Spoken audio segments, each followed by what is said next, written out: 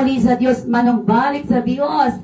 Sa kabila po ng mga problema at pagsubok na dinaanan natin, mga kapatid, yung sa Panginoon ay patuloy na ibabalik ng Diyos sa Kanya. Amen?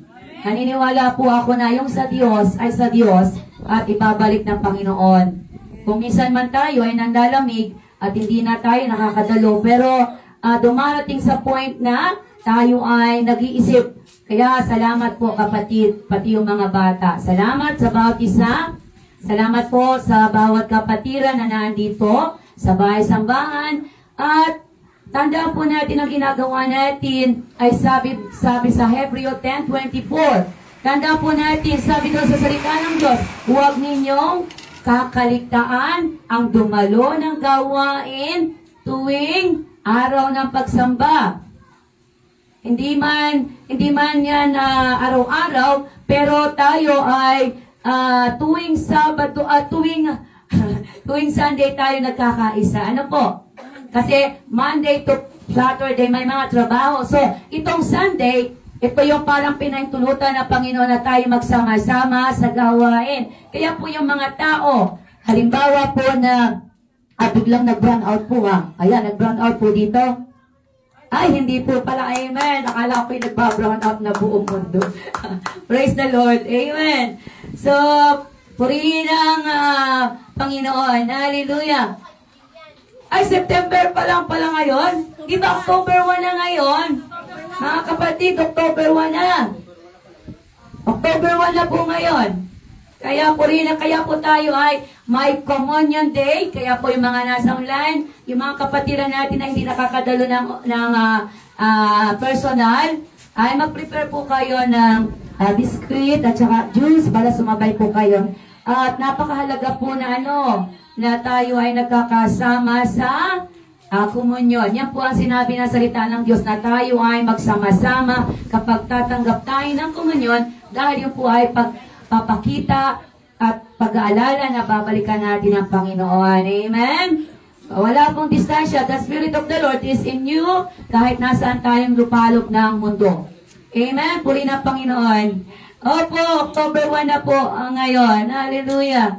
Kaya po, salamat na tayo ay hindi nakakalimutan na magsama-sama tuwing araw ng Sunday. Huwag na po natin gagayahin yung mga sabi doon na ginagawa ng iba na hindi dumadalo ng gawain. Kaya po yung kahit nasa online, join with us sa communion po. So, puri na Panginoon. Magandang umaga po sa bawat isa na nandito, mga bata. Manatili po kayo sa mga upuan dahil ang ating pag-uusapan naman pag Sunday, ang salita ng Diyos ay general para sa lahat. Amen? Bata, nanay, katatayan. Kaya nga po tayo ay family church. Ang ating bahay-sambahan ay para sa buong pamilya. Ano po? Hindi namimili ang Panginoon. Lahat po ay welcome dito. We are a family church. Welcome lahat po dito ang family. Amen? Palakpakan ng Panginoon at magandang umaga. So, handa po natin ang ating mga Biblia. At habang hinahanap niyo po ang ating salita ng Diyos, mga bata, huwag kayong takbuhan dyan sa release. Baka dumaan ang train. Dito lang kayo mga bata. Hallelujah. Buksan po natin ang mga word of encouragement natin na matatagpuan sa Ephesians 4:12. Yung po ang ating word of encouragement sa umaga na to. Amen? Puri na Panginoon, salamat sa kasama natin sa online. Sa magandang umaga, Sister Jo. Puri na Panginoon sa lugar mo dyan sa Bulacan. God bless po sa inyong buhay. Salamat po. Amen. Sister Nora sa Japan. Good morning po Luzon, Visayas at Mindanao. Sa Japan, sa bawat sulok ng mundo na magre-replay mamaya. Salamat po sa inyong pagsama. Kumusta po dyan sa Japan? Mainit po ba dyan? Maulan po ba dyan? Sa Amerika, sa Canada, sa Italy, sa Taiwan, sa Korea, sa Israel, sa Australia, lahat po ng mga kapatiran na magre-replay mamaya. Maraming salamat po sa Italy, sa Dubai. God bless sa mga pamangkin ko. Salamat sa successful operation ng pamangkin ko sa Dubai na hindi siya pinabayaan ng Diyos. At salamat po sa Saudi, mga kapatid na manonood dyan, mga kapatiran natin na kasama natin sa online. At salamat po ang sinasamahan nyo ay ang Panginoon. Ako po ay manggagawa ng Diyos. Amen? Puri ng Diyos. So, good morning po sa inyo dyan. Kung sino pa po ang kasama natin, Sister Rowena Gabarda, salamat po sa pagsama nyo. Sister Maria Teresa Rivera, magandang umaga po sa Batangas. Kung nasan po kayo dyan, Sister Lucy, salamat po yung mga magre-replay. Salamat po sa inyo. Salamat po sa pag-sharing ng word of encouragement. At tayo po ay dadako na para tayo po ay makapag-komunyon. Dahil napakahalaga ng pagsama-sama komunyon sa harapan ng Diyos. So, nakita niyo na po ba ang ating word of encouragement sa Ephesians 4:12. Pumunta tayo sa Ephesians. Hallelujah! Ang Ephesians ay nasaan? Anong page? Ayan, nakita niyo na ba mga kapatid at tayo tatayo bilang pagrespeto sa salita ng Diyos at babasahin natin yung 12. Efeso 4:12. Sabay-sabay tayo mga anak. Okay, 1, 2, 3. Ginawa niya ito upang ihanda sa paglilingkod ang lahat ng mga hinirang upang maging matatag ang katawan ni Kristo.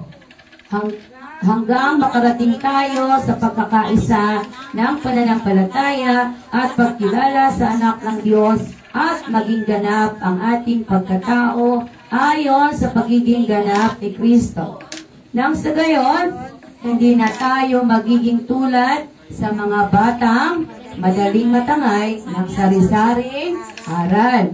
Hindi na tayo maiiligaw ng mga tao. Ang hangad ay dalhin tayo saan? Sa kamalian, sa pamamagitan ng kanilang katusuhan at panglilinglang. Sa halip, sa pamamagitan ng pagsasalita ng katotohanan, sa diwa ng pag-ibig, tayo ay dapat maging lubos na katulad ni Kristo na siyang ulo natin lahat. Sa pamamagitan niya, ang buong katawan ay pinag-ugnay-ugnay ng mga kasukasuan na mula rin sa Kanya. At kung maayos na gumaganap ng tungkulin ang bawat bahagi, lumalaki ang katawan at pinagtatatag nito ang sarili sa pamamagitan ng pag-ibig. Tayo po'y manalangin, pinagpala na ng Diyos ang Kanyang mga salita. Amen. Hallelujah! Ama, sa pangalan ni Jesus, maraming salamat po sa umagang ito, sa pagkabasa ng iyong salita. At samahan mo kami right now, Lord, at mga distraction, mga espiritu ng antukin, maliligalig sa aming bahay, sambahan, I rebuke in Jesus' name. Bigyan mo po ang aking mga kapatid ng espiritu na maintindihan at maunawaan ng iyong salita. Lord, yung aming puso, yung aming mind ay nakasentro sa iyo upang makuha namin yung sustansya ng salita na aming mapapakinggan ngayon sa umagang ito. At nandito po ang inyong likod, isang manggagawa, Panginoon. Kung ano po yung nakikita mo sa akin, linisin mo po ako ng iyong banal na dugo upang maging kaaya-aya sa iyong harapan. Gamitin mo ang aking labi na daanan ng pagpapala para sa amin, sa mga manonood, upang kami ay lalong lumakas at lumalim sa pananampalataya sa iyong harapan. Basbasan mo na po kami, Ama. Mula una hanggang katapusan, kami po ay mananunggumpay. In Jesus' name I pray. Amen. Palakpakan ng Panginoon. Makakaupo na po tayo. Salamat po. Hallelujah. Salamat po sa Panginoon. Purihin ang Panginoon. Salamat po sa pagsama nyo. At purihin ang Panginoon na marami na rin po mga kapatiran na bumabalik na po sila sa mga pagdalo, pag-Sunday ng yung literal. Kaya po yung mga nasa online, salamat po. At yung mga pre-replay, salamat po. Purihin ang Panginoon. Nawa nga po, magpatuloy na nakakadalo na po tayo ng mga bahay-sambahan. Nawa nga po, loobin ng Diyos na hindi tayo bumalik doon sa mga plano na naman nila na lockdown din, lockdown doon para ang mga tao ay takutin. So, purihin ang Panginoon sa ating mga buhay. At salamat po sa mga kabataan kahapon na nakadalo ng youth gathering. Salamat doon sa 3 na nakasama. Bagamat yung iba ay hindi sa susunod po, tuwing katapusang palayo ng buwan, meron sila na mga kabataan Kaya po sa susunod, makasama po si na kuya, yung mga kabataan natin, para sila po ay lumalim at lumago sa pananampalataya kasama yung mga kabataan. Dami pong teenager. Opo, sa ating Quezon Province. Madami po tayo, iba-iba lamang. Ano po? At kung tayo magkita-kita, marami po tayo.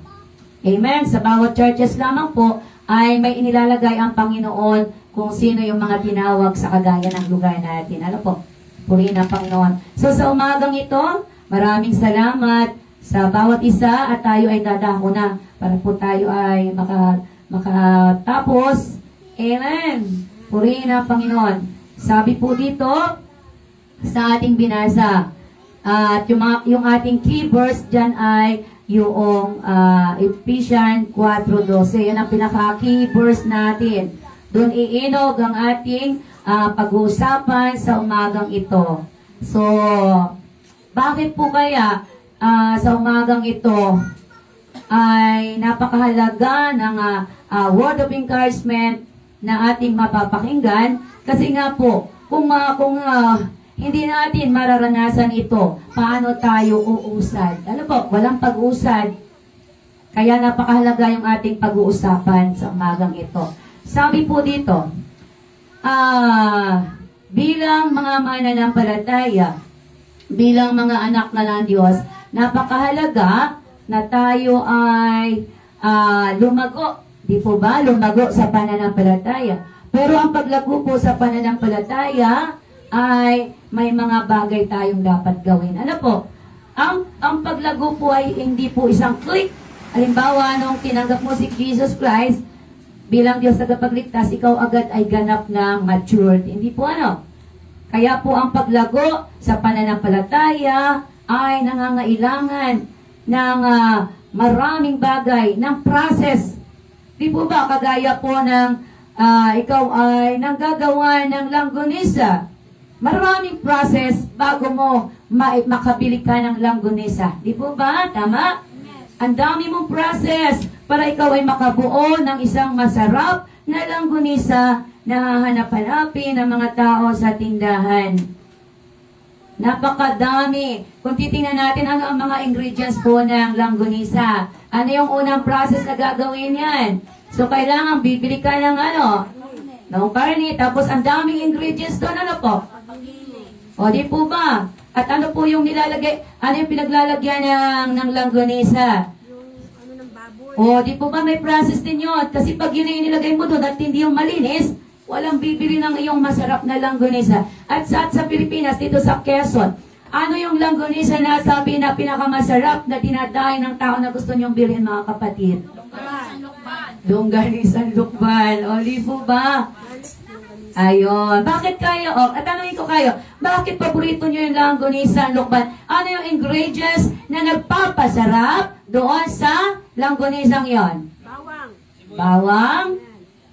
Ano pa? Ano yung mas nararamdaman nyo kapag pinirito nyo yung longganisang Lukban at nananamnam nyo? Ano yung nananamnam nyo doon na isang ingredients? Malinamnam. Malinamnam. Bakit po? Ano papalitan ng bawang? Okay, bawang. So, mayroong something dun sa bawang.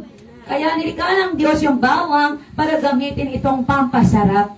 Pero alam niyo ang bawang, yan ay gamot din. Ano po? Medicine po yan. Marami pong pinagagamitan yan. Kaya salamat sa bawang. Magtanim tayo ng bawang. Amen. Purihin ang Panginoon. Hallelujah. Umuulan po sa Japan. Pagpalain, umuulan para makapagtanim na kayo dyan ng mga halaman, Sister Nora. Purihin ang Panginoon. Salamat po sa 6 na kasama natin. Good morning po sa inyo dyan. Hallelujah. So, magpatuloy na po tayo. So, sa umagang ito, ang ating pinaka-tema o topic ay equipping the saint. Equipping. Kung itatransfer natin sa Tagalog, sabi po doon ay ihanda. Ihanda ang mananampalataya. Doon po iinog ang ating word of encouragement. Bakit sabi dito sa Ephesians 4:12, mahalaga na ang mananampalataya ng Diyos ay ihanda, ihanda, ihanda. Mayroong word na sinabi doong ihanda. Saan tayo ihahanda, mga kapatid? Bakit kailangan na tayo ay mag-equip ng ating mga sarili?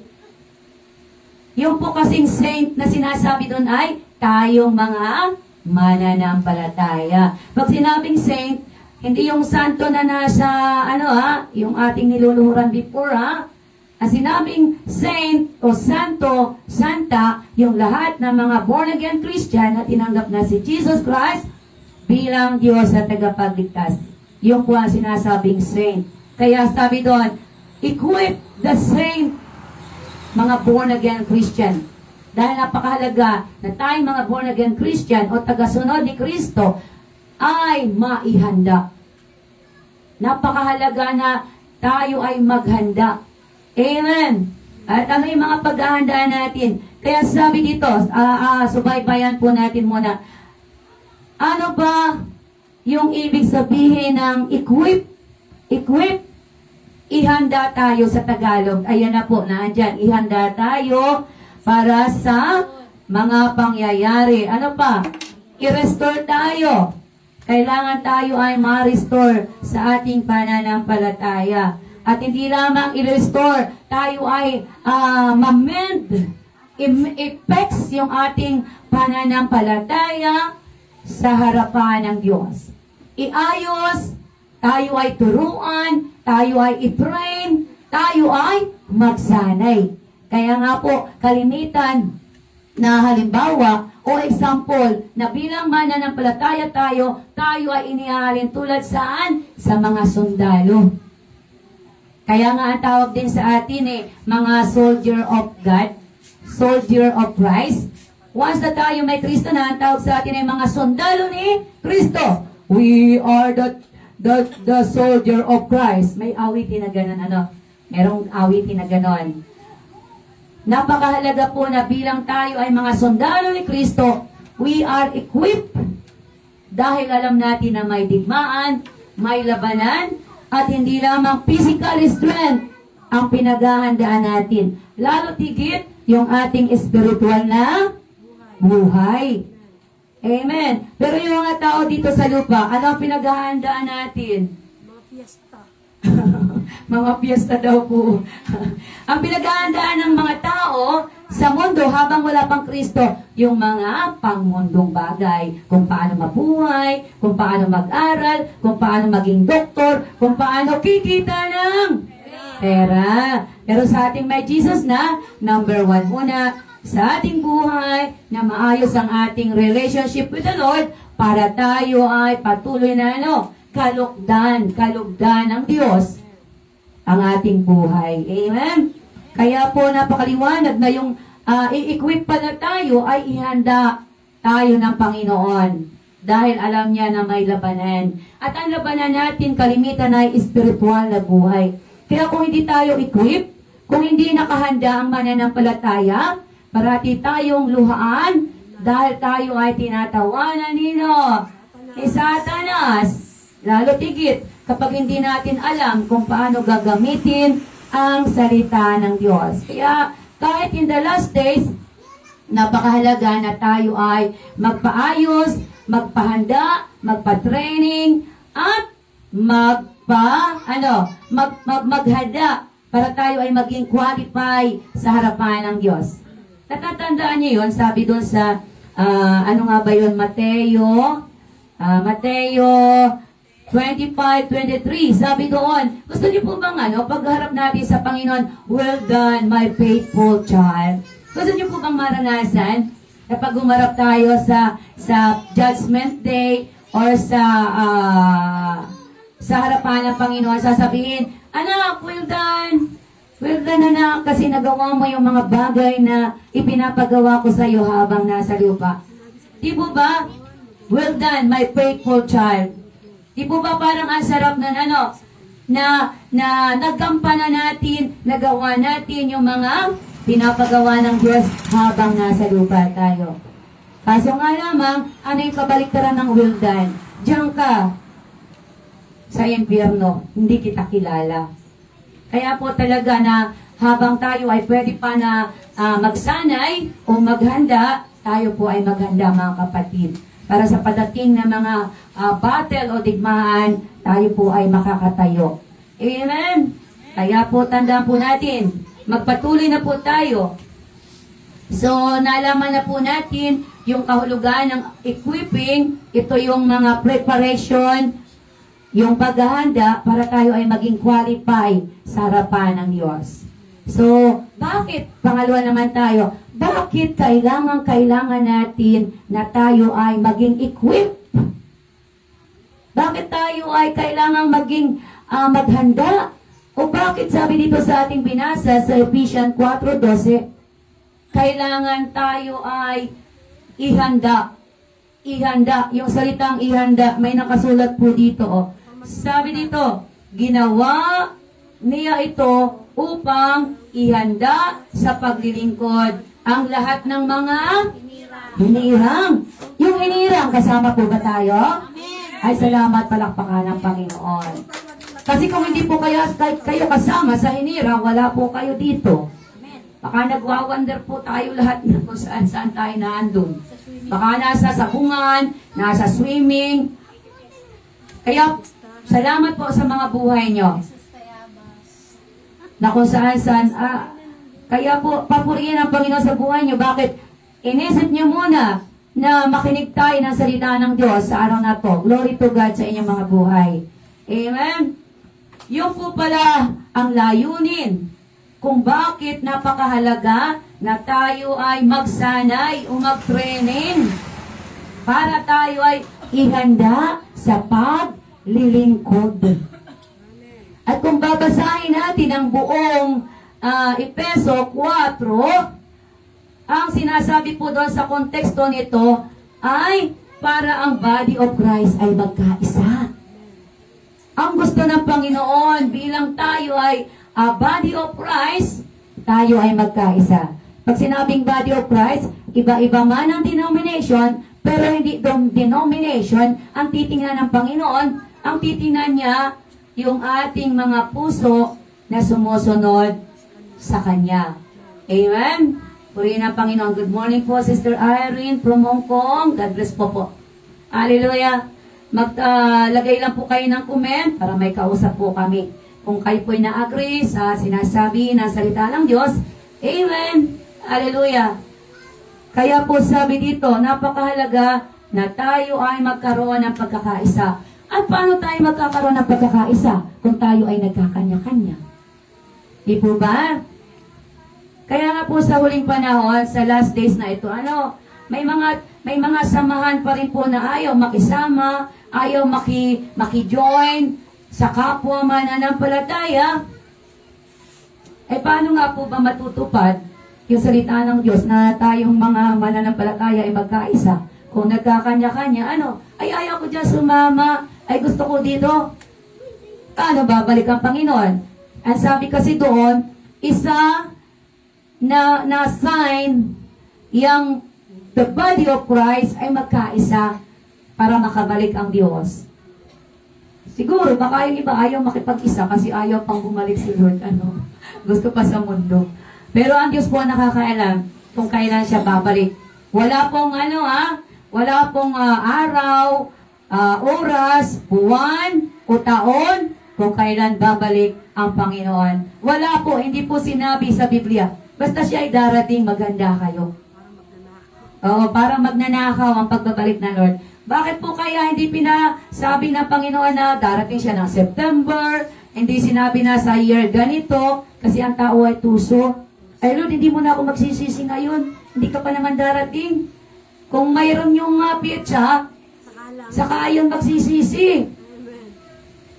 Ganun po. Pero yung matatalinong tao, katulad ng mga 10 virgins, sabi doon, parating naghanda at nakasuot ng puting damit at parating puspos ng presensya ng Lord, parating may oil of the Holy Spirit para manatili tayo sa Kanya. Amen. So good morning po Sister Luchi. Nasa Japan pa po ba kayo? Salamat po sa inyong mga buhay. Salamat po. Good morning po mga kapatid. Amen. Magpatuloy po tayo. Ang ating usapan po sa umagang ito ay equipping the saint. maghanda ang mga mananampalataya dahil tayo ay may labanan na kinakaharap. Yun nga lang pong tayo ay manood ng mga video na sa updates ay nakakatakot na eh. Kaya kung hindi natin alam ang salita ng Diyos, ay matatakot tayo. Pero salamat, sabi ng Panginoon, peace, peace, bibigyan ko kayo ng kapayapaan na hindi kayang masukat. Kaya yun ang ating pangawakan. The peace of the Lord is in our heart. Amen. Salamat po. Magpatuloy po tayo. Sabi po doon, napakahalaga, bakit kailangan natin na mag-equip o magsanay bilang mananampalataya ni Kristo? May labanan po kasi. May labanan. Bakit may labanan? Tingnan niyo po sa ating araw-araw na buhay. Kapag hindi po tayo nag-pray pagkagising natin, tingnan mo po yung mga kaaway, mayroon kang maririnig na salita ng Diyos, at kapag hindi ka nag-control, magagalit ka. At kapag hindi tayo yung ating sarili, hindi gumana yung fruit of the Holy Spirit, the love, joy, peace, goodness, kindness, gentleness, long-suffering, patience, self-control, ay mawawala po tayo. Di po ba? Kaya nga po ang ating buhay, araw-araw ay pakikipagbaka. Sino po ang madaling magalit sa mga anak? Pag makukulit. O, di kailangan nyo, Lord, bigyan mo po ako ng espiritu ng self-control. Mga bata, diyan lang po kayo, wag kayong lalayo mga anak. Marami po kasing bata, nagtatakbuhan sa release. Hallelujah! Hallelujah mga bata, dito tayo. Baka dumaan yung train galing sa Japan. Ang bilis pa naman nun. Pasok dito. Marami pong mga bata. Kaya yung mga nanay ay inasundo doon sa release baka kung sa nagtakbuhan. Mga anak, pasok! Nasa release po kasi kami. Mamaya mo baka pumunta dito, Sister Nora, Sister Lucy, baka yung mga train galing sa Japan ay pumunta dito. Ay paano yung mga bata? Mga bata, wag lumabas. Dami pong bata. Ayan, turuan ng mga bata. Upang paglaki, hindi sila mawaglit sa salita ng Diyos. Sinong promotor dyan na nagtatakbuhan sa riles? Lord, maging lingkod mo yung mga promotor. Takbuhan sa riles. Tawa sila. Tawa pa sila? Amen. May mga bata po kasi, sabi, ito tayo sa riles, ito tayo tangkay payong magabulan. Bata nga naman. Natawa po kayo dyan. Salamat naman po. Amen. Marami pong bata eh. Wala pa po kaming teacher pag Sunday na mga ngalaga. Hallelujah. Purihin ang Panginoon. At sabi nga po dito, napakahalaga, bakit tayo kailangang equip? Kasi tayo ay may bahagi sa kaharian ng Diyos. Dahil po tayo mananampalataya na, lahat po tayo ay may tungkulin na dapat gawin. Yung iba ay nagsasalpitin, wala naman akong ginagawa sa church. Kayo na lang. Lahat po tayo ay may tungkulin na dapat gawin sa kaharian ng Diyos. Kung saan tayo nilalagay, mayroon tayo na dapat gawin. Kaya nga po, sabi dito, kailangan na tayo ay magsanay, mag-equip, mag-training. Kaya po tayo ay may discipleship na 2 beses sa isang buwan. Bakit po? Kapag hindi po tayo nag-equip o nagturo sa mga bata, sa kananayan, sa katatayan, sino po ang susunod sa amin? Tatanda po kami. Halimbawa, hindi pa bumalik si Lord. Ay, sino papalit sa akin din eh? Kaya po mahalaga na kami ay magturo, mag-training, magsanay sa mga inyo para kayo maging mga lingkod din ng Diyos. Manggagawa na walang dapat ikahiya. Kaya po napakahalaga na tinuturuan po natin ang ating mga bata, mga kabataan. Kaya nga po tayo ay mayroong mga katatayan, na yung katatayan, siya yung aakit, mag-i-encourage sa kapwa tatay. May kananayan tayo na i-encourage at dadalawin yung mga kapwa nanay para mag-pray one another, encourage one another. May mga youth tayo na dadalawin yung mga kabataan para i-encourage yung mga kabataan na kailangan natin ng Panginoong Yesus. Ibo ba? May kanya-kanya ang Diyos na pinapagawa sa atin. Sa palagay niyo, makakaya ko lahat ang gawain? Kaya nga po, kailangan namin ng mga manggagawa na kayo ay turuan, magsanay, para kayo naman ang susunod sa amin. Amen? Dahil kagaya po ng walis, ano ang halimbawa na tayo ay mahalaga, ikaw, ako, ay mahalaga sa kaharian ng Diyos. Yung walis po, mga kapatid sa ibang bansa, may walis po ba kayong tingting dyan? Tingnan niyo po yung walis na tingting. Kumuha ka ng isa at ipagwalis mo. Sa palagay niyo po makakawalis yung isang tingting. O hindi. So paano makakawalis yung mga tingting kapag ito ay pinagsama-sama? Di po ba? Yung walis tingting, ganyan kadami. So, bibili natin yon. At kapag pinagwalis natin yung sa lupa, makakadala na ng basura. So, ganun din po tayo sa harapan ng Diyos. Huwag po tayong manatili na diyan lang po kayo sa bangko, taga-butas ng bangko. Kaya nga po, tinuturuan kayo na mag-opening prayer, mag-facilitator, mag-testimony, para tayo po lahat ay gamitin sa kaharian ng Diyos. No vacancy in the kingdom of God, ha? Wala pong bakanti, ha? Dito sa mundo, kapag nag-apply ka ng trabaho, ay wala pa po kaming bakanti, tatawagan ka namin, 2 taon na hindi ka pa tinatawagan. Sino nakaranas na mag-apply ng trabaho? Nagpasa ng gandang resume, naando lahat, may magandang picture, at sabi nung na-interview ka, tatawagan ka na lang namin, ay bakit 2 taon na hindi pa natawag? Di po ba? Tingnan niyo ang mundo. Ang dami pangako. Pero, dito sa kaharian ng Diyos, napakadaming gagawin dito. Amen! Napakadami! Yan ang kapitbahay mo. Lumiban ka, kumari. May ulam ako sa iyo. Ako'y pinagpala ni Lord. Ito, ginataang kasag. Ito. Alam mo ba na ang Diyos ay napakabuti? Di nakapag-share ka na. Di po ba? Di ba? Sa Panginoon yun. Wala pong sa Panginoon. Lahat po tayo ay may kanya-kanyang dapat gawin. Kaya tayo ay binigyan ng Panginoon ng kanya-kanyang gifts. At kung babalikan po natin doon sa bandang baba, subaybayan nyo, mayroon lamang na mga gifts na binigyan ng Panginoon para saan? Nakasulat po dito. Mayroon po pinagkalooban ng Panginoon na nasa na yung pastor? Nasaan yung pastor dito? May pinagkalooban na maging pastor, evangelista, missionary, propeta, at guro. Kumbaga, sa larangan ng buhay, kung kagaya sa pamahalaan, ang Panginoon ay humahanap at naglalagay ng Pangulo, Vice President, Secretary, at mga kalihim, at may mga senador. Ganon din po dito sa ating bahay-sambahan. May mga kanya-kanyang tungkulin ang Panginoon para sa iyo at sa akin. Yung pong, kaya po humanap ang Panginoon ng mga sinasabi na pastor, mga evangelista, para yung pastor po ay pangunahan ng bahay-sambahan. Yung po yung kanyang trabaho para turuan yung mga mananampalataya ni Kristo. Turuan, to equip, i-training, para tayo ay maging tagasunod, maging manggagawa din ng Panginoon. Di po ba?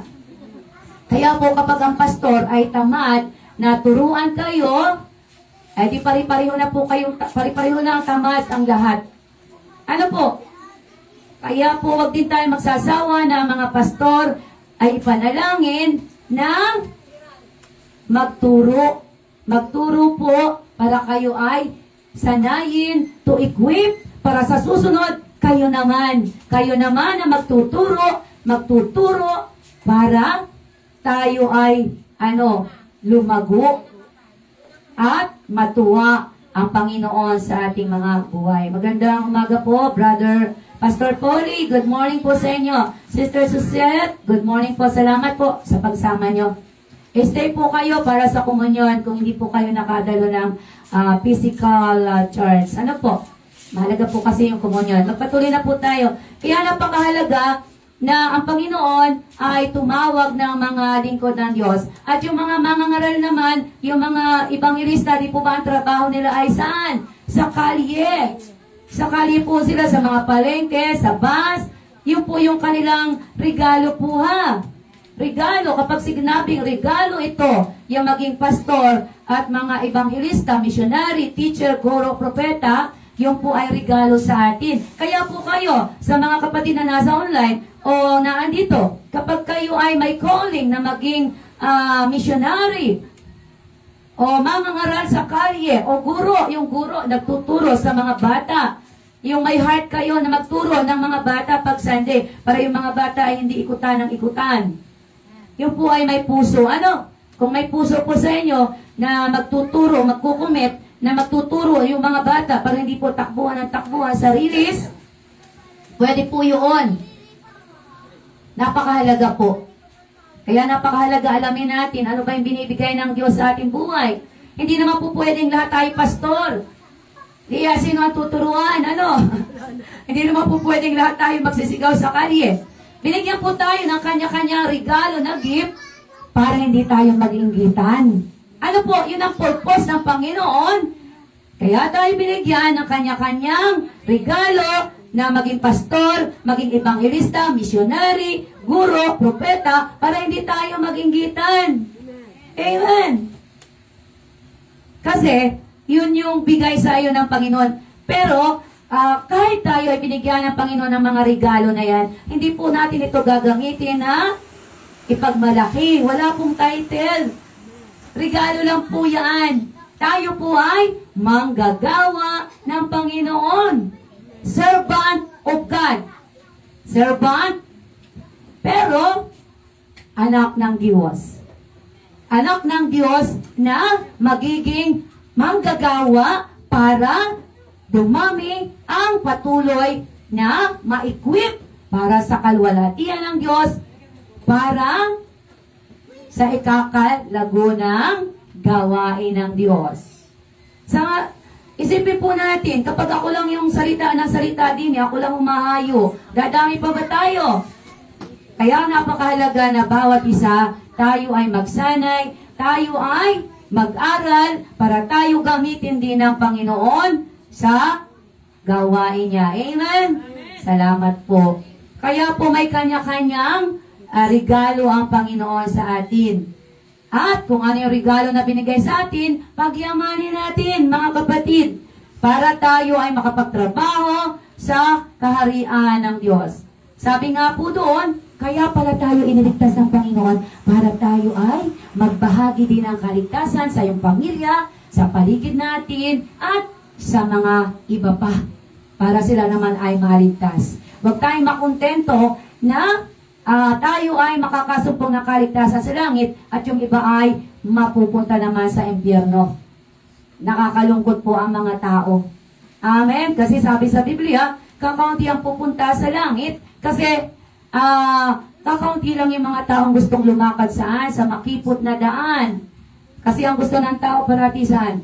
Sa malawak na daan. Pero kahit tayo ay nasa makipot na daan, may problema tayo, diba? Pero natatagumpayan natin. Dahil kasama natin ang Panginoon. Palakpakan nga po natin ang Panginoon sa ating mga buhay. Ang Espiritu ng Diyos ay kasama natin to lead us, to guide us, and to God's glory. Amen. Puri na Panginoon. Maraming salamat po mga kapatid na kasama natin dyan. Good morning po sa inyo. Hindi ko po kayo makita lahat, pero good morning. Salamat po. Mapagpala po kayo na salita ng Diyos sa umagang ito.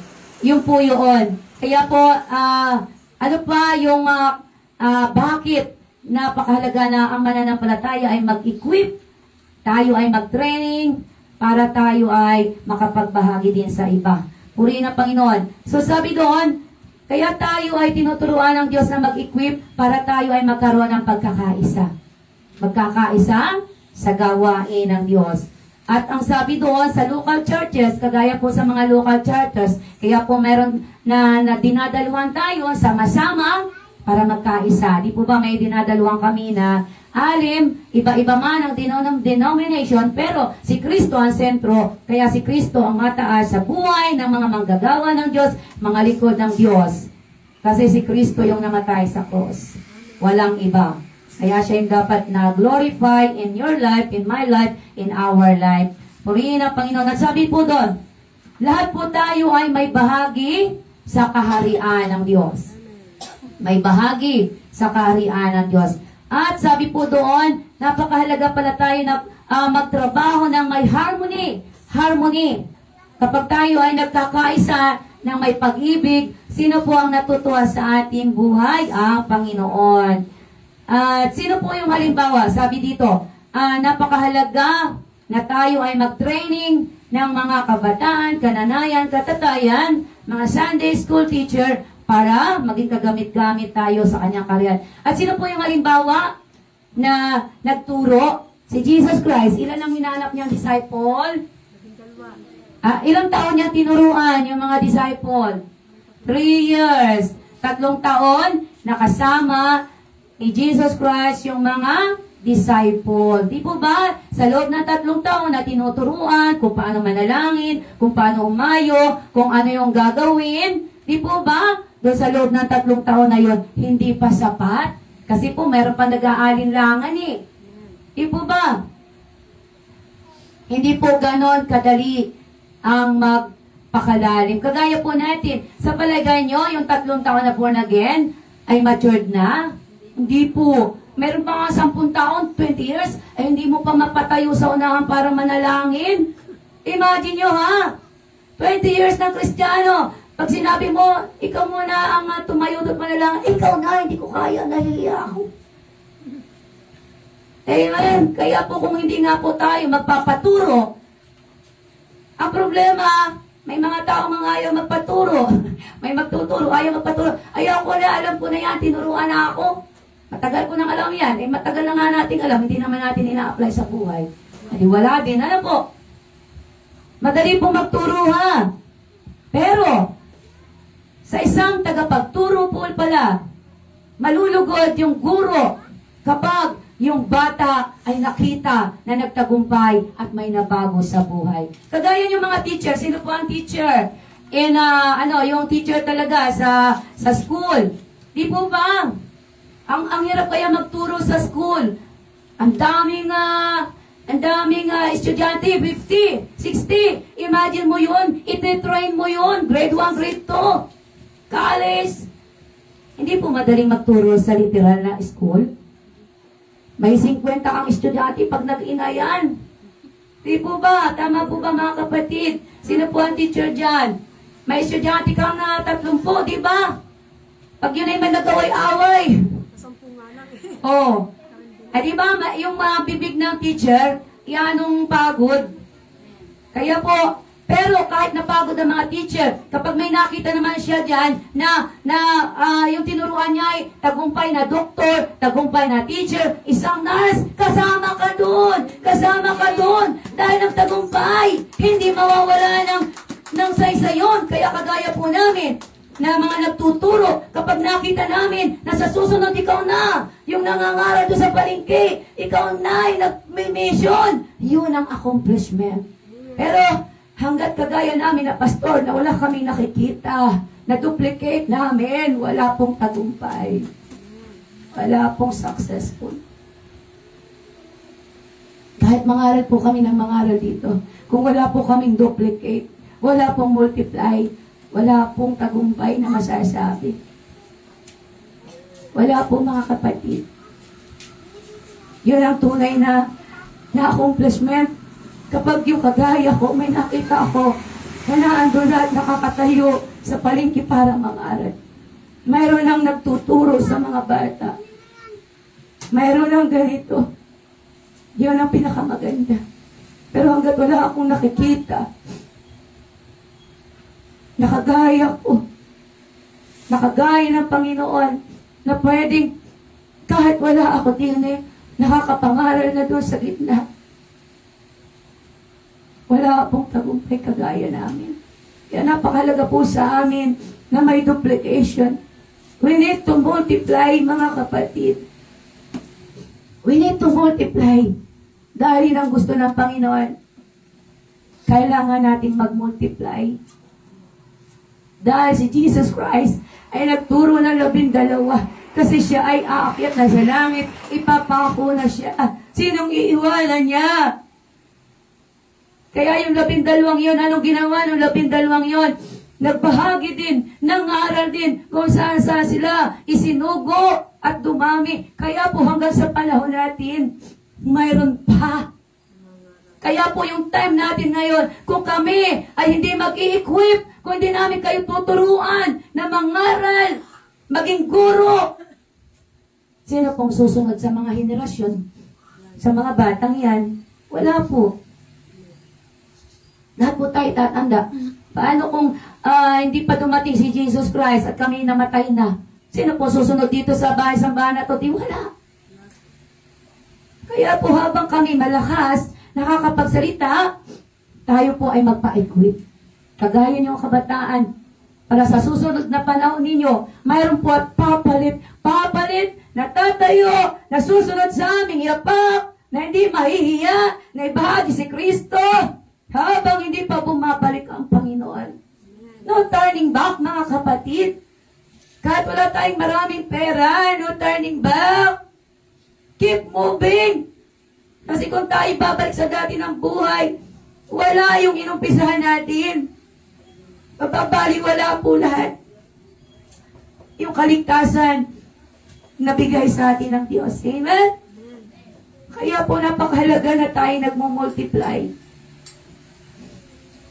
Habang pwede pa tayong makagawa sa kaharian ng Diyos.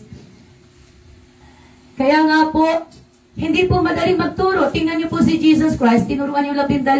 Pero yung isa, anong ginawa? Sino nga po yung isa? Yung si Judas, anong ginawa? Binenta pa si Jesus Christ. At tapos, di ba si Peter? Ipinagkanulo rin. Hindi ko kilala si Jesus. Hindi ko kilala si Jesus 3 times. Pero, salamat na nanumbalik si Peter. At, nung siya ay nagsisi sa ginawa niya na pagtakwil kay Jesus, siya naman ay ginamit ng Panginoon mightily. Kaya tingnan niyo po, nung panahon niya, nangangaral siya, yung mga nakakarinig, may 5,000 na tumanggap kay Jesus, may 3,000. Nawa nga po sa panahon natin, maranasan pa natin yun. Nasa pangangaral natin sa mga palengke, may tatanggap na 100 tao, luluhod, napakaganda nun. Napakaganda nun. Tuwan-tuwa ang Panginoon. Kapag sa huling panahon natin, marami pang naligtas. Kasi yung layunin niya, yun yung purpose niya, kaya tayo tinuturuan. Para tayo ay magamit niya. Paano tayo gagamitin ng Diyos kung wala tayong kaalaman, mga kapatid? Ngayong panalangin, hindi natin magawa. Kaya po magpasanay tayo, magpatrain tayo sa pangunguna ng Panginoon. Amen? Habang tayo ay pwede pa. At tandaan po natin, sabi doon, walang overnight na transformation. Wala pong overnight. Ang pagsasanay ay matagal, kagaya ng mga sundalo. Ilang taon nag-aaral ang sundalo po? 4 years din, para sila ay maging sundalo, maging PMA. Sino po may mga kakakilala at kapatid na nag-aral sa PMA na matatalino, na mga pulis at sundalo? Nag-graduate sa PMA, di ba? Sila yung mga nagiging leader, namumuno. Kasi sila ay nag-aral. Alam nila yung taktika kung paano yung kaaway. Alam nila kung paano tatargetin ang kaaway. Kasi kung wala tayong kaalaman, paano tayo susugod sa bundok? Tignan niyo po yung mga sundalo, naglalagay sila ng mga ano nilalagay para hindi makita? Yung mga kahoy-kahoy. Kaya tayo mga manggagawa ng Diyos, napakahalaga na tayo ay marunong din, may taktika tayo. Para alam natin kung sino ang kaaway natin. Hallelujah! Hindi po tayo sumusugod, sugod na sugod. Kailangan tayo ay nakahanda para sa tagumpay. For God's glory. Amen. Purihin ang Panginoon. Hallelujah. Kaya po napakahalaga na turuan tayo na matuto sa salita ng Diyos. Hallelujah. Sabi po dito, napakahalaga sa harapan ng Diyos na tayo i-train, magsanay, to multiply, para dumami. Sabi doon sa Ephesians 2:10, kaya tayo ititraining ng Lord, tinuturuan, para yung trabaho natin ay magawa natin ng mabuti. Para masabi ng Diyos, well done anak, well done, dito kita ilalagay. Pangunahan mo ang prayer meeting. Diyan ka, maghanap ka pa ng mga warriors. Dahil napakahalaga ng mga warriors, ng mga mapanalanginin. Dahil kung walang mapanalanginin sa bahay-sambahan, babagsak tayo mga kapatid. Kaya salamat sa buhay nyo na nananalangin sa araw ng panalanginan. Diyan kayo tinawag sa pananalanginin. May kanya-kanya po tayo. Kaya tandaan po natin. At kung hindi po tayo nagsanay, di po ba, kapag ikinag-apply ng trabaho, ano parati ang tanong? Pag kayo nag-apply ng trabaho, sige na, ano po ang tinatanong sa atin? Kahit yung mga nag-abroad, nung kami ay nag-OFW, ano parati ang tinatanong ng employer? Yung palakpakan ng Panginoon. Bakit experience ang tinatanong kapag mag-apply ka ng trabaho? Kasi doon nakabase. O, di po ba? Tingnan nyo mo ang mundo. Kapag ikaw ay walang experience, hindi ka nag-training, hindi ka tatanggapin. Kaya naalala ko po nung yung mga mag-OFW, ay kahit yung gawain sa bahay, ay 2 linggo doon sa Maynila, tinuturoan magluto. Ay alam mo na yun. Maghugas ng pinggan, ay lahat ay tinuro. Bakit? Para lamang bigyan ka ng certificate na ikaw ay dumaan sa training. Dahil mahalagang-mahalaga yung certificate, training. Requirements. O di po ba, mga kapatid, sino ang nakaranas dyan sa inyo nasa online? Na bago pumunta ng OFW, katakot-takot na training, na andito pala sa Pilipinas, ubos na ang pera. Kaka-training doon. Bago pa makaalis ng OFW, nakasampuan na sa agency, wala na, naibinta na si Kalabaw, naisanla na si Bahay, para lamang makapag-abroad, katakot-takot na training. Naalala ko po tuloy, tamo yung testimony ko. Dahil gusto ko pong pumunta ng Israel, caregiver, so nag-training po kami ng isang linggo sa Makati ba yun? Magkano binayaran namin? 8,000. Tinuruan kami ng magsalita ng Greek. Hebreo pala, Hebreo. Ay, limot ko na ngayon yung salitang Hebreo. Kasi hindi ako makakapunta doon kung hindi ako marunong mag-Hebreo. Kasi ang aming magiging amo ay Hebreo. Ay nakalimutan ko ng Hebreo ngayon. 8,000 yun. Bukod pa sa medical na 5,000. Kaya sabi ko po sa inyo, bago ka makapag-abroad, halos 80,000 ang nagastos ko doon. Pero hindi nga po ako nakaalis. At ang aking binagsakan ay tawagin dito sa Riles para maglingkod sa Kanya. Hallelujah! Kung ako'y nakaalis bilang caregiver at nasa Israel, ay di may 60,000 ako. Kaya nga po, kung pinili ko yung pera kesa sa pagsunod ng Diyos, di nasa Israel ako hanggang ngayon kasi naando pa yung mga kasama ko. Kumusta na kaya yung mga kasama ko? Hoy! Top 26, kumusta na kayo dyan sa Israel? Pa-shoutout naman! Nandiyan pa ba kayo sa Israel? Kami po kasi 26 na nag-apply ng Israel. Hindi ko alam kung 10